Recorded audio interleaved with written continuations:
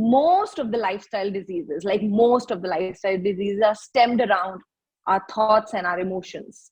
Yes. So it is like what we have been carrying on for years, small amount, or gradually it keeps on accumulating. And after some time, it starts erupting as a disease in the form of the body.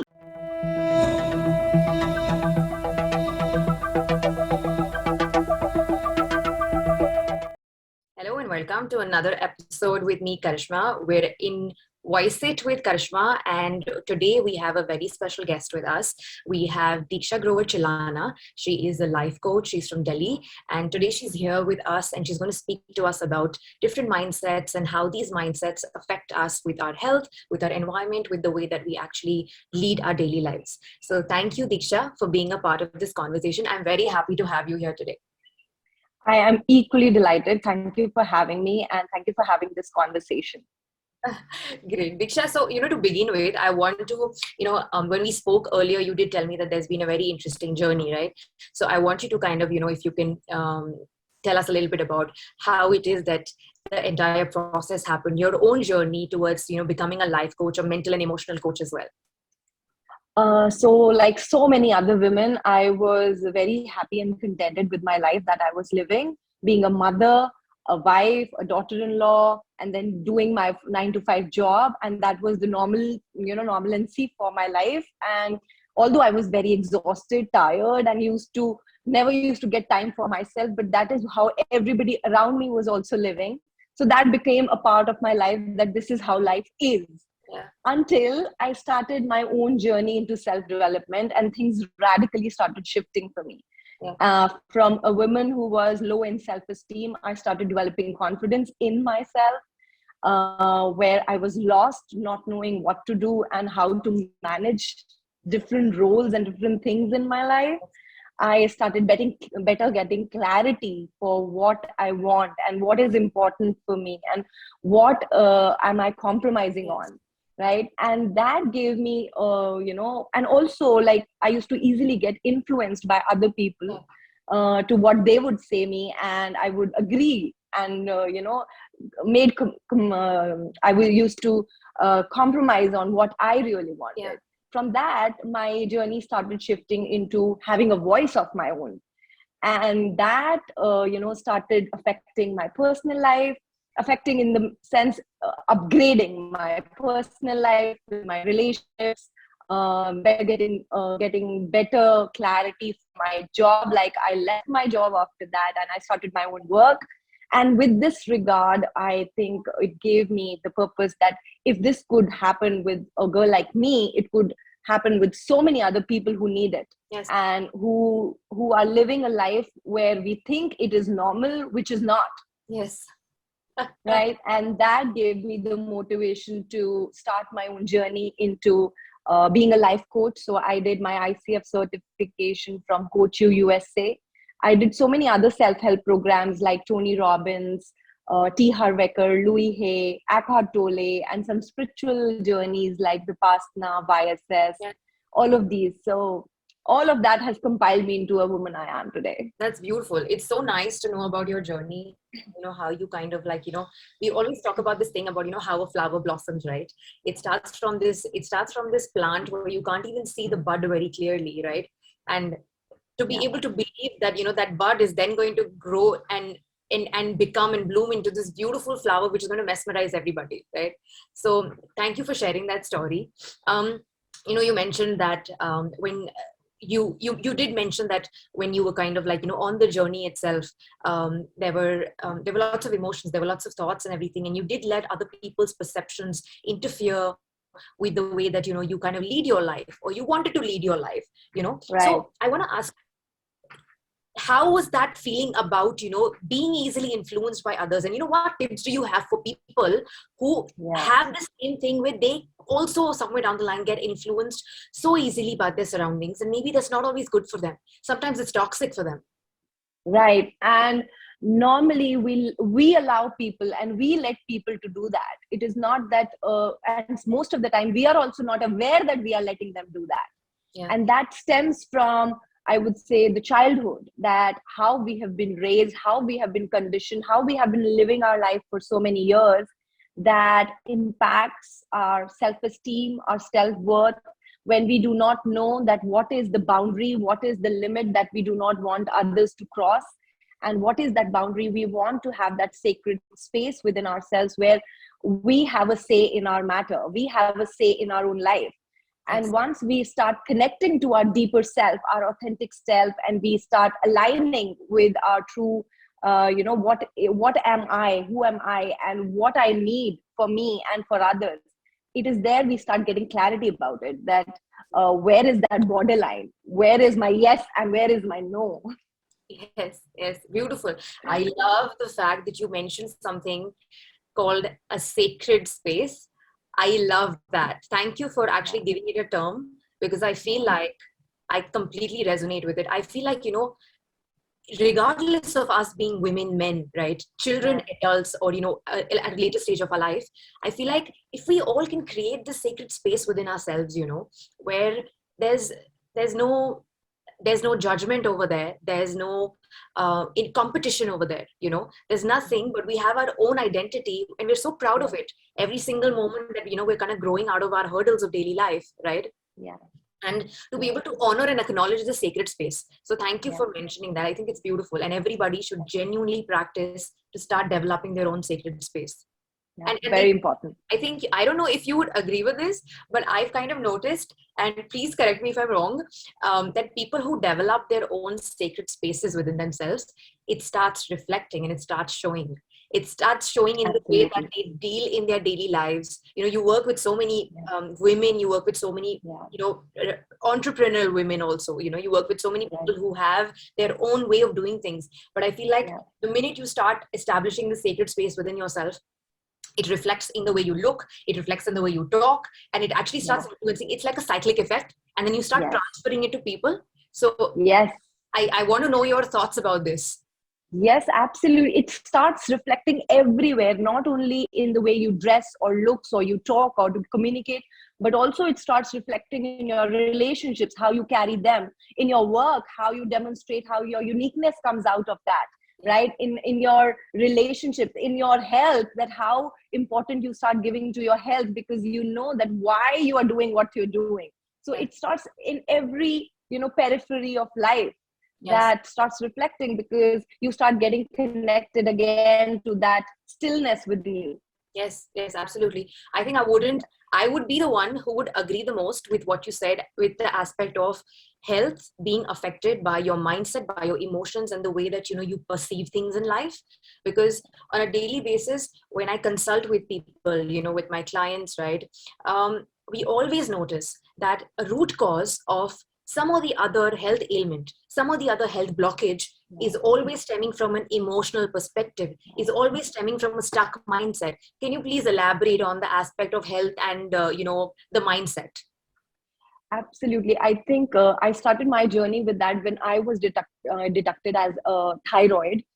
It was very unusual for me because I never had any disease. And when I went to the root cause of it, I consulted an Ayurvedic doctor because I never wanted to go for an allopathic lifetime medicine.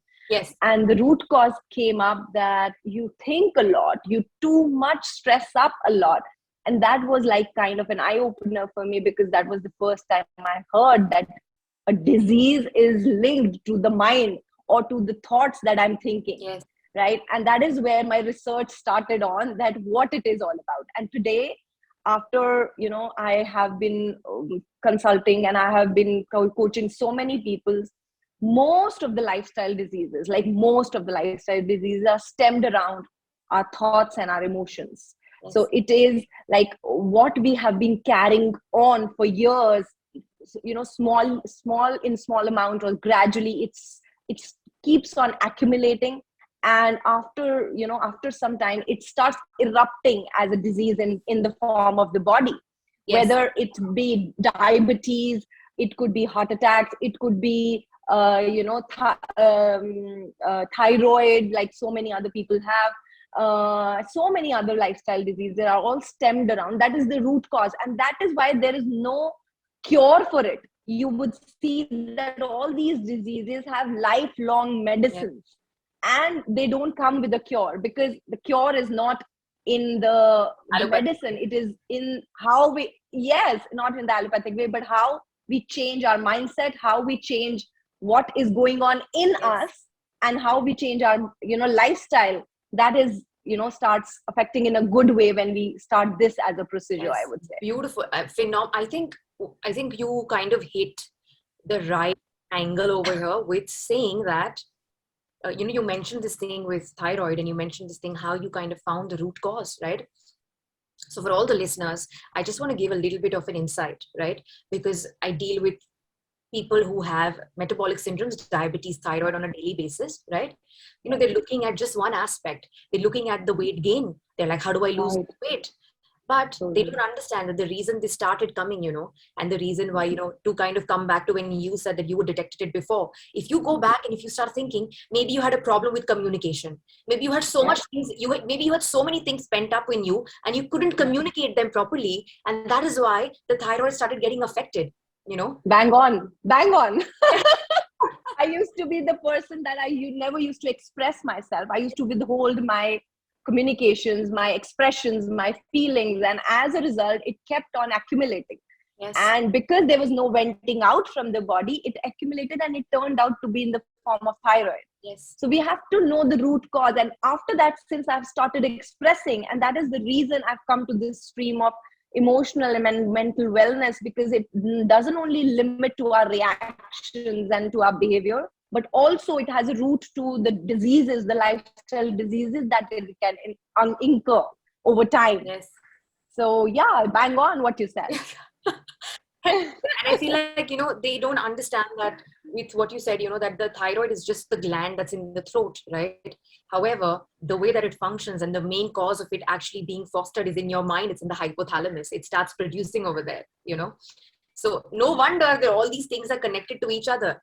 Thank you for sharing that personal insight also. I feel like, Absolutely.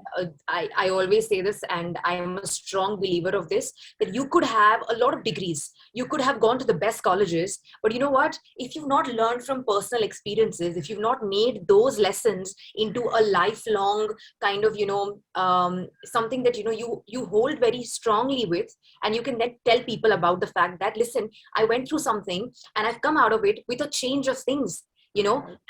and I know that it's possible to be able to achieve something even without going into like this, um, into this thing where we're having medicines non-stop. It's a daily cycle of, oh, we only need to rely on medicines. But I feel like, with that mindset change, with actually, coming and asking for support with people like you, when you're here, you've already gone through something and you can help them, right? I think it's beautiful. And I feel like there is so much more to healing which we don't even know yet, and we're Yes. all listening on these parameters. Well, with the reason, one of the reasons why I started Voice It, because Yeah. there is so much more to healing than just actually going to a doctor and taking a pill or a medicine. Right. And the more you Right. understand these different modalities and the more you kind of start practicing them in life, you start realizing that, wow, there has been a change. Wow, I am feeling better, and my diseases and my disorders are long behind me. Sure. Absolutely. And I think it's a beautiful way to channelize all these thoughts and all these, different voices that you're putting together. It's a great effort, I must say. Thank you. Thank you. Very kind of you. Diksha, you have to tell us about some of the, some of the, like, basic tools that you kind of, maybe use, or, which the listeners could probably use if, on a day-to-day basis, if they want to just start with the basics of how they can regulate their emotions or how they could regulate their mindset. So would you like to give us some small little basic tips so it could help everyone who's listening? Yes, absolutely. So, one of the most important things that I have learned and experienced in my life, not only my life, so many other people's life, is what we consume, like what we consume on a daily basis as food for our mind, which is through our senses, Yes. right? So, so the food for our mind is thoughts, right? And the food for our body is like in terms of emotions, Yes. right? It is the feelings. So, whatever we are putting in our mind through what we are hearing, what we are saying, Yes. what kind of people we interact with on a daily basis. When I say hearing, what podcasts, what channels, what subscriptions, what newsletters, what all we are, having consuming in our mind, or what we are seeing like through newspapers or whatever you are consuming, that directs to what quality of thoughts will generate within you. Yes. We say that we automatically think, right? But that doesn't happen. We Yes. automatically think the majority of the thoughts what we are consuming, right? So the input is directly proportional to the output. So whatever thoughts will come to you will depend on what you're consuming also. Yes. So that is number one, right? That be very, very conscious about what kind of people we are hanging around with, what kind of consumption of thoughts we are having. That is number one, because that is going to determine that what kind of mindset you will operate from. Yes. Right. Second is being watchful of how you talk to yourself. Yes. Because I think that is the most biggest pitfall that I have discovered, not only in myself, with so many other people. I agree. It is not what other people are telling us, or it is not what our environment is directing us, but it is how we are speaking to ourselves when we are alone. Yeah. Right. And if we can make an effort to build a relationship with ourselves, that how I speak to myself can be improved. Like, do I speak to myself with respect, with care, with compassion, with love? If we can only alter that, it will tremendously start changing not only our life, but also the situations in our life, because what is going inside us gets replicated in our external environment. Yes. So I think that is one of the biggest tool that I have found for myself, catching myself, what I'm saying to myself, how I'm speaking to myself, what kind of thoughts am I entertaining. Yes. So I think instead of giving too many tools, if we can start with these small little practices of being aware of what we are consuming and being watchful to how you're talking to yourself. Forget about others. Forget about your boss, your wife, your husband, your children, your parents. Concentrate on yourself, how you talk to yourself. That is the first step. Yes. Yes. No, those are gems. Like, both the tools that you kind of like just mentioned right now, they are actually gems. And I want to tell you why. Because, and I strongly, strongly believe in it. Not only do I practice it on a daily basis, but I feel that everybody listening should also, if they've not been able to do this, they should definitely try and begin with this, And for bigger problems in life, there's always experts like you, there's experts like me, they could come and kind of, get the help. But to begin the process, to get that momentum going, to be able to incorporate these tiny things, because I see so many people who do so much negative talk, and they'll do the negative talk in front of other people as well, Just recently, I was speaking to somebody, and that person just happened to mention something, right? They must have recently shot a video, and that person was featuring in the video, and she just casually happened to mention that I look so bad in that video. And I just caught her quickly, and I said that, you know what? I feel like you're doing brilliant work. To be able to put yourself out there, every day, courage. And put them on social media where you don't know who's coming and seeing it, and what kind of review they would give you. It takes a lot of courage. You're putting so much effort into this. Do not say that, you don't look good in that video, or that, you've done a shitty job of something, don't say that. Because from my perspective, I look at you and I'm like, wow, you're making an effort, you're changing, you're doing things. Even if you did make a mistake, you think you made a mistake about something, it's fine. At least you've seen it, and then you can learn from it. But how about having a dialogue where you could have said, I shot this video recently, and I kind of noticed it was a nice video, but maybe this thing I want to tweak in it, Right. Next time I'll do better. And that's what we register with us unconsciously, And the reason I picked this up with her was because she called me to ask me for an advice about how to make her videos better. And I said, listen, look at what you have done.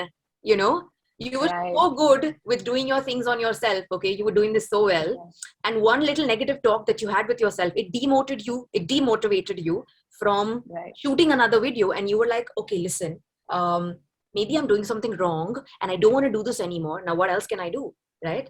So I was like, yeah, it's absolutely okay to ask for help. It's absolutely okay to call a friend or, a coach or, somebody who you're working with, or a family member. It's okay to call them up and ask them for advice, but don't put yourself in a negative connotation. Do not talk about yourself in a way where, this is not nice. I don't like this. yeah, I don't like my yeah, stomach. I don't like my hair. I don't like the way I look. yeah, yeah, Yeah. yeah, absolutely. If we are not going to like ourselves, how can we expect other people to like us? Yes. Absolutely right. And Right. I feel like, Deeksha, thank you so much. More women like you, who come up and say these things, right? Yeah. And they validate these points that it's so important every single day to look at yourself in a mirror and talk such nice, strong, positive things to yourself. We all talk about affirmations, and now with the whole aspect of, meditation and law of attraction and so many things that so many people follow every day, right? Affirmations are something which is a very big part of many people's life now. And I feel like, don't just affirm things with work. Don't just affirm things with relationships. Affirm things with yourself first. I think that is the most important, because everything is rooted in who you are. Yes. If you are, once you start shifting your being, your identity of how you want it to be, everything external is an after effect of that. Yes. So it's not only an after effect, but I feel like it also then translates into your actions. Then you will think, you won't think twice before wearing your favorite dress and thinking in your mind that I love this yellow, I love this dress, but I have a feeling that I might look a little darker in this. Or I have a feeling that somebody might comment that I have gained weight just because I've worn something which is 2 years old. Yeah, so true. Yourself. So you go ahead and have fun and wear your favorite dress. It's fine. Yes. And that comes with self-assurance that we repeatedly need to give ourselves, and especially, like you said, in front of the mirror. If we can start doing that on a daily basis, it can create magic. Yes. Deeksha, we had another guest on the podcast, okay, the beautiful Monica Zampa, okay, and she said this thing that she teaches young women, women of all ages, of course, that how it is that you can actually have a mirror talk with yourself. Girls who have self-esteem issues, girls who have low confidence issues, right? Yeah. And she said this beautiful thing where I teach them, how for 28 days, how it is that you speak to yourself in front of a mirror. Yeah. And Deeksha, I want you to tell me if this is something that you agree with or you don't agree with, because I feel like everybody needs to listen to this. Me as a child, and even now, I had this very distinct thing about myself, and my parents knew this because, they're immune to their child after a while, right? Yes. True that. I created this, so it's fine. Let her do whatever she wants, right? But I started doing this thing where every time that I would walk past a mirror, right, I would just see myself and I would just give myself this big smile, Right. I was just so happy to see myself in the mirror. So I would just look at myself and I would give a big smile. Over a period of time, my friends started making fun of this, and they would say, Karishma is so self-obsessed because she looks at herself in a mirror and she smiles. And, looking back at it now, I feel like, I wish I had the voice to kind of like put it into perspective at that point, but I let it go, But I feel like I didn't do it because I was self-obsessed, I didn't do it for any of these reasons. I did it because I was genuinely just happy to see myself in the mirror, Yeah, and that is so profound. That is so profound, because we are not raised to be liked or to love ourselves. We are raised that we should give to others, we should help others, we should do things what others like, to be the good ones, right? And not to concentrate on ourselves, because else that will make us selfish or self-obsessed or all of that, which is a different perspective to look from. If we are not having a close bond with ourselves, we cannot have a close bond with anybody else. Absolutely.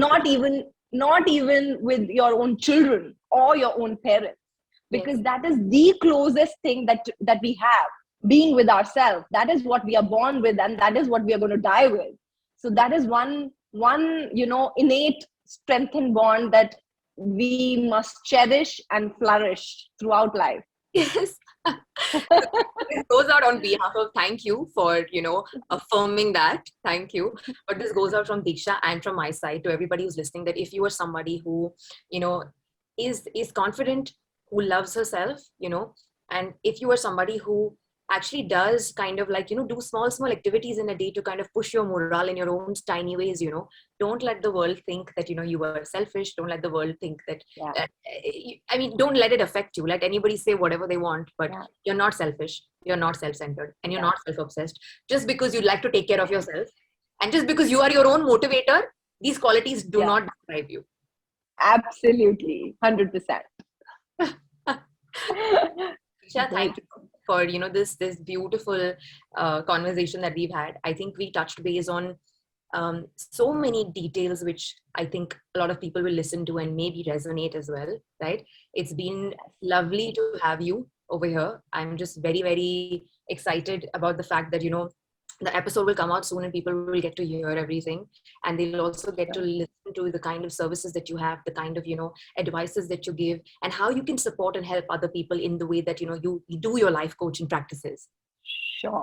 I'll be happy to share, and I'm equally delighted to have this beautiful conversation, which is like, I could completely ally with you with your thought processes and share my, insights very openly. Yes. So yeah. And also, Deeksha, so you mentioned earlier that there was something that you would like to kind of, give the audiences, and, you would kind of like to, I don't know if it's okay, we can edit this later, but I don't know if you mentioned, because Sophia's mentioning the Yeah. so would you like Yeah. to? So I have a ebook which is called The Blueprint of Your Life, Yes. wherein most of the people are not clear about where they are headed, or not clear about what they really want, what makes them happy. Yes. Most importantly, what makes them happy. So this booklet will be as an acting guideline to help you distinguish that what things matter to you as a person, Yes. not dependent on the role that you're playing in the society, and not dependent on what background, age, what is your background and all, but you as an individual, what makes you happy. And when you keep doing the booklet, like when you complete it, you will know that how you can reach there, what all things are needed for you to attempt to make you in that position that can be very self satisfying, fulfilling, and self-loving for yourself to generate your happiness. Fantastic. Thank you so much for giving all the lovely listeners such a nice gift. And we'll put the details in Sure. put all the details in the caption and everything, so that they can kind of avail the free book, the freebie that you're going to be giving. So thank you again, Deeksha, for being a part of this episode and for giving a lovely gift to all the listeners. And it's been a beautiful conversation, and beautiful to know you as well as a person. Thank you so much. Absolutely. The delight is all mine. Thank you so much for having me, and thank you for having this conversation.